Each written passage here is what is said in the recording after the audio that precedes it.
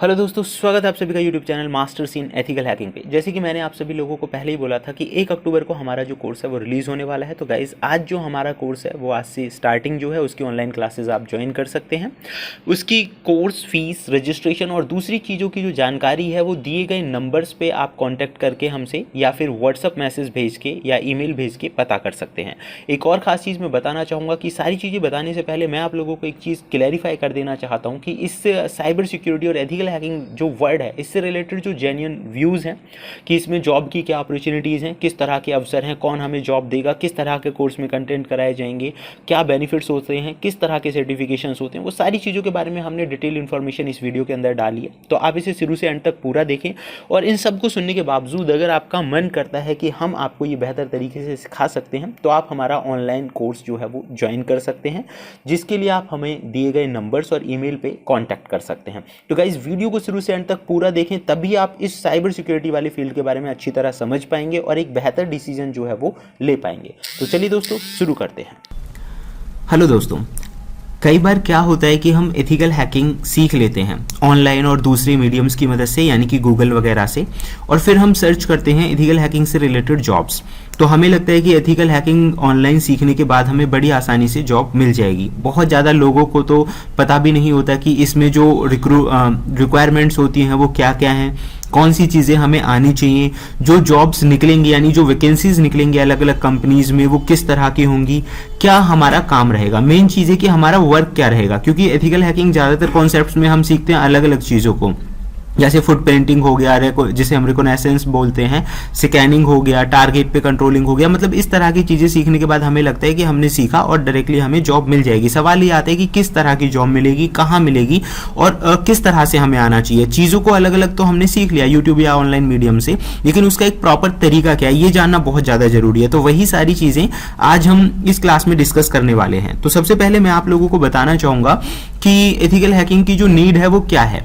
Guys, need की अगर हम बात करें तो सबसे पहले हमें देखना है कि कैपिटल ऑफेंस, आप यहाँ पे देखिए, जो क्राइम हुए हैं पिछले कुछ समय में बच्चों के प्रति हुए हैं, विमेंस के प्रति हुए हैं, या जो ज़्यादा एज्ड वाले पर्सन हैं उनके प्रति हुए हैं। तो ये 2021 तक का स्टेट्स है। यहाँ आप देखोगे 2019 में अगर हम चिल्ड्रंस के प्रति जो भी क्राइम्स वगैरह हुए हैं उनकी संख्या 7,565 थी। सेम अगर हम विमेंस के केस में देखें तो ये 12,902 था। और ऐसे ही अगर हम एज्ड पर्सन यानी एल्डरली जो लोग हैं उनके हिसाब से देखें तो ये 1076 है। तो एग्जैक्टली अपने आप में बहुत बड़ी चीजें हो जाती हैं। आईपीसी क्राइम्स का अगर हम टोटल देखें तो यहाँ पे आप देख सकते हैं 29,000 से ज्यादा जो है वो हमारे पास क्राइम है। तो ये अपने आप में एक बहुत बड़ा डेटाबेस हो जाता है। 2019 के बाद 20, 21, 22, 23 ये बढ़ा ही है, घटा नहीं है। तो एग्जैक्टली इतना सारा क्राइम हो रहा है, तो उसे रोकने के लिए भी हमें साइबर सिक्योरिटी एक्सपर्ट्स या एथिकल हैकर्स जिन्हें हम बोलते हैं उन लोगों की जरूरत होती है। ये नीड हो गई। दूसरा, और दूसरे तरीके से कि इंटरनेशनल वे में हम इस चीज को समझ लेते हैं। आप यहाँ पे देखेंगे कि लगभग 1 मिलियन ईमेल्स जो होते हैं एक साल में एक्सपोज किए जाते हैं, और हर 5 में से एक व्यक्ति, यानी कि 5 अगर इंटरनेट यूजर्स हैं जो ईमेल का इस्तेमाल करते तो उनमें से एक व्यक्ति का जरूर कहीं ना कहीं ईमेल जो है वो ऑनलाइन डेटाबेस में एक्सपोज हुआ होगा। ये अपने आप में एक बहुत बड़ी प्रॉब्लम है कि हम उस तरह के डेटा को सिक्योर कैसे रख सकते हैं। डेटा ब्रीजेस की अगर हम बात कहें तो हर बिजनेस जो है लगभग 4.35 मिलियन जो है उसने $4.35 मिलियन जो है इन्वेस्ट कर चुके हैं डेटा ब्रीचेस से बचने के लिए। 2022 का ये स्टैट्स है। लगभग 236.1 मिलियन रैंसमवेयर अटैक्स हुए हैं 2022 के मिड तक, यानी 236.1 मिलियन रैंसमवेयर अटैक्स, जो कि अपने आप में एक बहुत बड़ी संख्या है। 1 in 2 American internet users had their account breached in 2021, यानी कि 2 में से 1 अमेरिकन इंटरनेट यूजर का अकाउंट जो है 2021 में ब्रीच हुआ था कहीं ना कहीं। 39% जो यानी कि 39% जो यूके के बिजनेसेस हैं उन्होंने ये बताया है कि 2022 की ये रिपोर्ट्स हैं, उन्होंने ये बताया है कि कहीं ना कहीं वो साइबर अटैक से जूझ रहे हैं। लगभग 10 में से एक यूएस ऑर्गेनाइजेशन जो है उसका कोई इंश्योरेंस नहीं है साइबर अटैक्स के लिए, यानी कि अगर उस पर कोई साइबर अटैक हो जाता है तो इसके प्रति उसका कोई इंश्योरेंस नहीं है। डाटा लॉस हुआ तो सोचिए आप कितना बड़ा नुकसान हो सकता है काफी सारे लोगों का। 53.35 मिलियन यूएस सिटीजन्स जो हैं वो अफेक्टेड हैं साइबर क्राइम से, मतलब 2022 के स्टेट्स के अकॉर्डिंग हम यहाँ पे बात कर रहे हैं। और यूके बिजनेसेस की बात करें तो लगभग 4200 यूरो 2022 में 4200 यूरो का उन्हें लॉस हुआ है। ये 2022 का था। 2020 के अंदर मलवेयर अटैक्स इंक्रीज हुए। आप देखो कि मतलब 2020 में मलवेयर अटैक्स जो थे 358% थे 2019 के मुकाबले। अगर हम 2023 और 24 में इस चीज को लेकर चले तो आप अंदाजा लगाइए ये कि रुके नहीं है, ना ही कम हुए, ये बढ़ रहे हैं। The most common cyber threat facing businesses and individual is facing. जब सबसे ज्यादा जो कॉमन तरीका है लोगों को कंट्रोल करने का वो तरीका है फिशिंग, यानी फिशिंग के जरिए लोग आपके आईडी पासवर्ड और जरूरी जानकारी चुरा लेते हैं। बहुत इंपॉर्टेंट चीज है। तो हम इस चीज को समझेंगे कि वास्तव में एथिकल हैकिंग है क्या। गाइस देखो, पुराने टाइम में क्या होता था, काउबॉयज मूवीज चला करती थी उन दिनों, तो जो एक अच्छा व्यक्ति होता था उसमें, यानी कि आप उसे हीरो कह सकते हैं, वो व्हाइट हैट पहनता था, और जो बुरा होता था यानी कि आप उसे विलेन बोल लीजिए, वो ब्लैक पहनता था।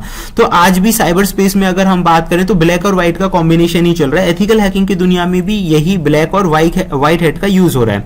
यानी जो सही लोग हैं वो व्हाइट हैट हैकर्स कहलाते हैं, जो लोगों को प्रोटेक्ट करने का काम करते हैं, सिक्योरिटी देने का काम करते हैं, किसी ऑर्गेनाइजेशन को बचाते हैं, वो एथिकल हैकर्स कहे जाते हैं या व्हाइट हैट हैकर्स कहे जाते हैं। और जो गलत तरीके से काम करते हैं उन्हें ब्लैक हैट हैकर्स बोला जाता है।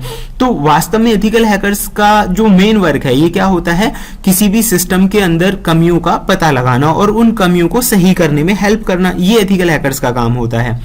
लीगल भी आप उन्हें बोल सकते हो कि बड़ी बड़ी कंपनियां ऑर्गेनाइजेशंस की वो हेल्प भी करती हैं, उनसे परमिशन लेके उनके सिस्टम में या ऑर्गेनाइजेशन पूरे नेटवर्क में कहीं कोई कमियां हैं, लूप होल्स हैं, तो उन्हें सही करने का जो काम है वो एथिकल हैकर्स ही करते हैं। तो इस तरह का इनका काम होता है। ये मैंने आपको बता ही दिया है कि व्हाइट हैट और ब्लैक हैट क्या होते हैं। जो सही काम करते हैं वो व्हाइट और जो गलत करते हैं वो ब्लैक हैट।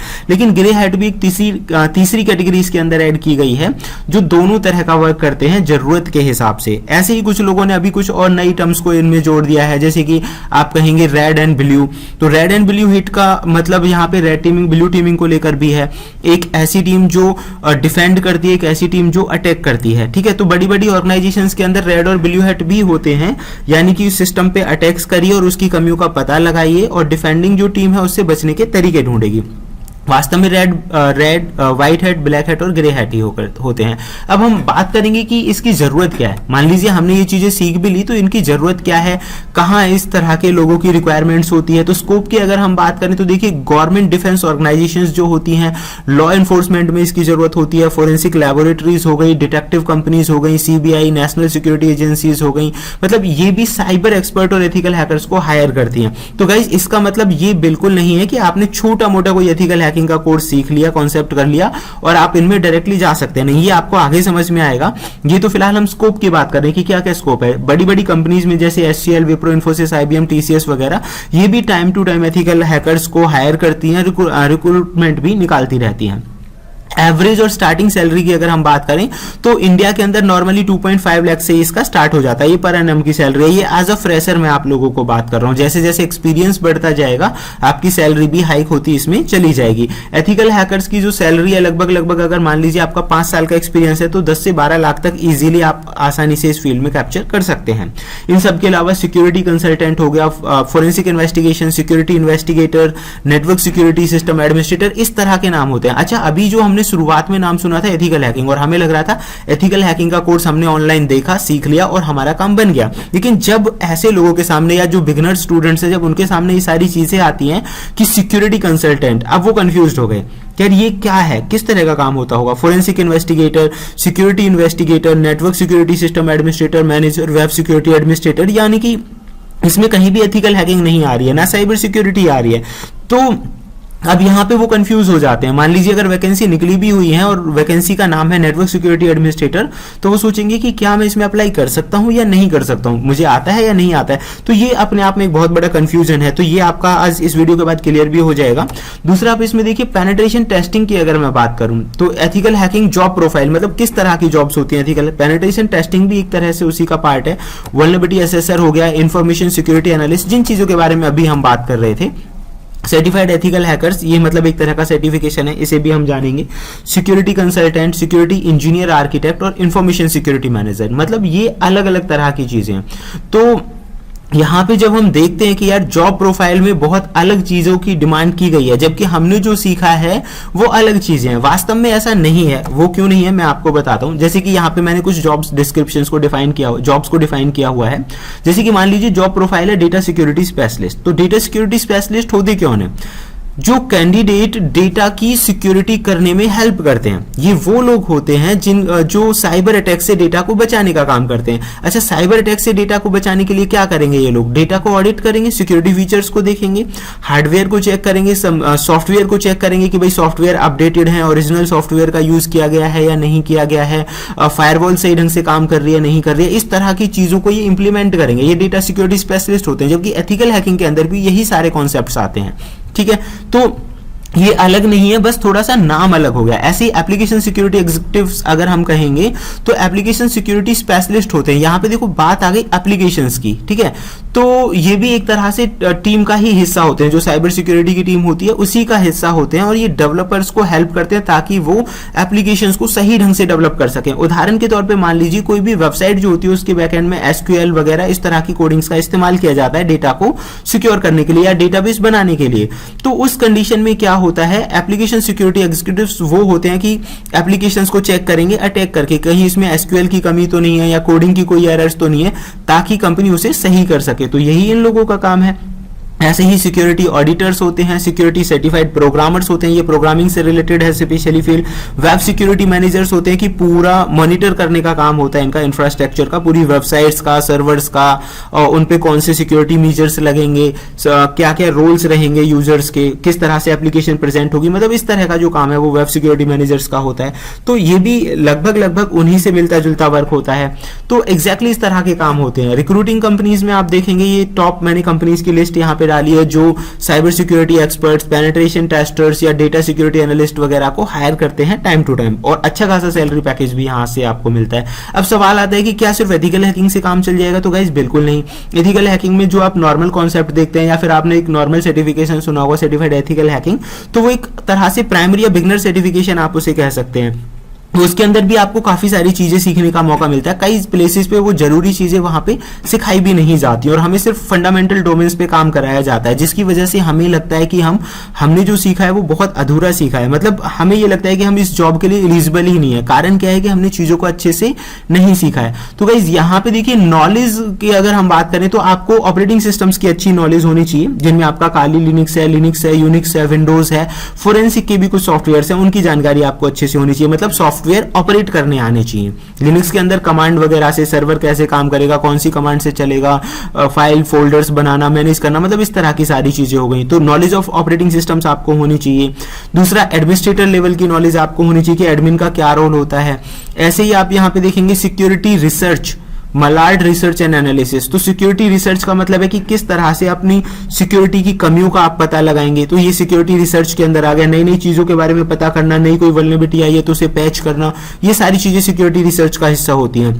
नेटवर्किंग की स्किल आपकी अच्छी होनी चाहिए, जिसमें आपको राउटर्स, फायरवॉल, स्विच, हब, इन सब की अच्छी नॉलेज होनी चाहिए।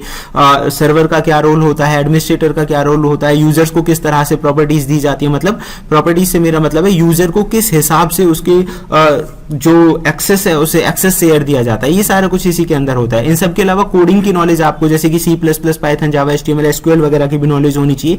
हालांकि जो CH वाला जो बिगनर कोर्स है उसके लिए अगर आपको इसकी ज्यादा नॉलेज नहीं है तब भी बात बन सकती है, और बहुत सारे ऐसे प्लेटफॉर्म्स हैं जहां से इनकी नॉलेज भी आप ले सकते हैं। क्लाउड की आपको जानकारी होनी चाहिए। अगर आप ये सारी नॉलेज रखते हैं, मतलब बहुत जरूरी नहीं है कि बहुत ज्यादा अच्छे से आनी चाहिए, लेकिन आपको जानकारी जरूर होनी चाहिए इन सारी चीजों की। तो ऐसे ही जो CH यानी सर्टिफाइड एथिकल हैकिंग का जो बिगनर्स कोर्स है उसमें जरूरी नहीं है कि आपको कोडिंग बहुत अच्छी नहीं आती, लेकिन थोड़ी बहुत जानकारी है उससे भी काम चल जाएगा। हाँ, एक्सपर्ट होने के लिए आपको अच्छी कोडिंग की नॉलेज होनी चाहिए। कई बार लोग पूछते हैं कि भाई मुझे कोडिंग तो नहीं आती अच्छे से, तो क्या मैं इस फील्ड में एंट्री कर सकता हूँ? आप कर सकते हो एंट्री। इसका जो स्टार्टिंग कोर्स है CH जिसे हम सर्टिफाइड एथिकल हैकिंग बोलते हैं, तो उसकी मदद से आप इसमें स्टार्टिंग तो कर सकते हो। ठीक है, अब चलता है सेकेंड नेक्स्ट कॉन्सेप्ट कि इसके अंदर और कौन कौन से सर्टिफिकेशन होते हैं। गाइज एक जेन्युइन अगर मैं आप लोगों को बात बताऊं तो इसके अंदर सर्टिफिकेशंस की अगर हम बात करें तो सर्टिफिकेशंस के साथ साथ डिग्री होना बहुत ज्यादा जरूरी है। रियल फील्ड वर्क के हिसाब से मैं आपको बता रहा हूं, सिर्फ सर्टिफिकेशन से काम नहीं चलेगा। कई केसेस में सिर्फ सर्टिफिकेशन से भी बात बन जाती है, लेकिन अगर आपके पास डिग्री होगी तो दैट मीन्स ज़्यादा बेटर रहेगा। और अगर कंप्यूटर फील्ड की डिग्री है, मान लीजिए आप जैसे BCA हो गया, BTech इन CS हो गया, कंप्यूटर साइंस की कोई भी डिग्री है, डिप्लोमा है, वो आपको काफ़ी हेल्प करेगा। अब सर्टिफिकेशन इसमें बहुत सारे होते हैं, जैसे कि CHFI का जो स्पेशली फोरेंसिक पे डिपेंड करता है, ऑफेंसिव सिक्योरिटी का जो पेनिट्रेशन टेस्टिंग पे डिपेंड करता है, ऐसे ही ऑफेंसिव सिक्योरिटी का सर्टिफाइड एक्सपर्ट एग्जाम्स है, ये भी एक पेनिट्रेशन टेस्टिंग बेस्ड एग्जाम्स है। आप CISM का करेंगे, सर्टिफाइड इंफॉर्मेशन सिक्योरिटी मैनेजर्स, तो सिक्योरिटी पोस्चर्स को किस तरह से लगाना है, वल्नरेबिलिटी असेसर्स, ये सब अलग अलग तरह के सर्टिफिकेशंस हैं। प्रोफेशनल एथिकल हैकर्स हो गए, पेनिट्रेशन टेस्टिंग इंजीनियर्स हो गए, वायरलेस प्रोफेशनल्स हो गए, तो मतलब ये अलग अलग तरह के सर्टिफिकेशंस है। CH भी इनमें से एक है, यानी कि सर्टिफाइड एथिकल हैकिंग भी इनमें से एक है। अलग अलग सर्टिफिकेशंस में अलग अलग चीज़ों के बारे में बताया जाता है। तो ये अलग अलग सर्टिफिकेशंस हैं, आपके पास जितना भी आप कैप्चर कर सकते हो। CH एक प्राइमरी हो गया, इन सब के अलावा इनमें भी आप कोशिशें कर सकते हो, तो इनकी मदद से आप इस फील्ड में आगे बढ़ सकते हो। तो गाइज ये था हमारा कंप्लीट जानकारी इन सारी चीजों को लेकर। तो फिलहाल हम जानेंगे इसमें सिर्फ इतना ही, फिर मिलते हैं एक नई जानकारी के साथ।